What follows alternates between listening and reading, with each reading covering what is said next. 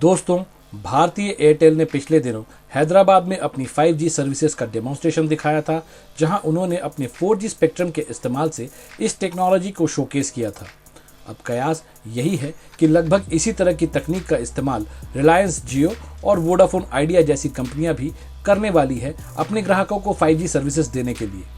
तो क्या इसका मतलब इंडिया में 5G बहुत ही जल्द आने वाला है? ठहरिए, यहां हमें कुछ चीजें समझने की जरूरत होगी। Department of telecommunication in operators को इन स्पेक्ट्रम के ऊपर किसी भी तरह की सर्विस प्रोवाइड करने की अनुमति तो दे सकता है, जहां 5G भी शामिल है, पर इसका मतलब ये नहीं कि 5G इंडिया में 2021 के शुरू में ही आ जाएगा।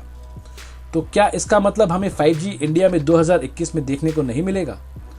तो इसका जवाब हां और ना दोनों ही है।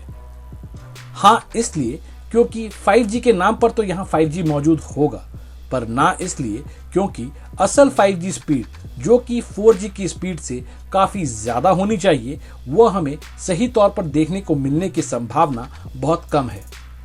अब ऐसा इसलिए संभव नहीं है क्योंकि 2G, 3G और 4G जैसी टेक्नोलॉजी में सर्विस प्रोवाइड करने के लिए विभिन्न नेटवर्क्स की जरूरत होती थी, पर 5G में सर्विस प्रोवाइड करने के लिए पूरी एक लेयर ऑफ सर्विसेज की निर्माण की जरूरत पड़ेगी।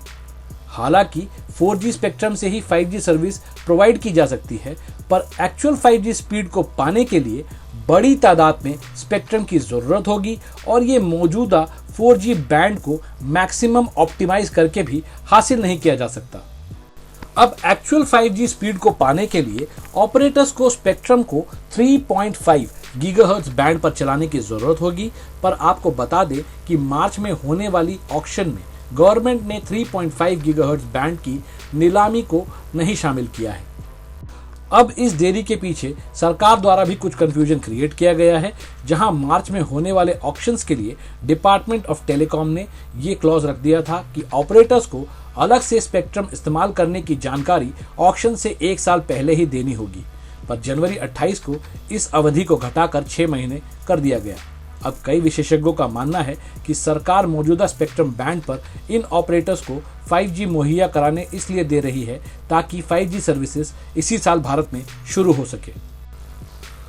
तो कुल मिलाकर अभी 5G की सिचुएशन इंडिया में कुछ क्लियर नहीं है। जैसे ही इस पर कोई और जानकारी आती है, हम इस पर वीडियो लेकर आएंगे। उम्मीद करता हूं कि ये जानकारी आपके लिए मददगार साबित होगी।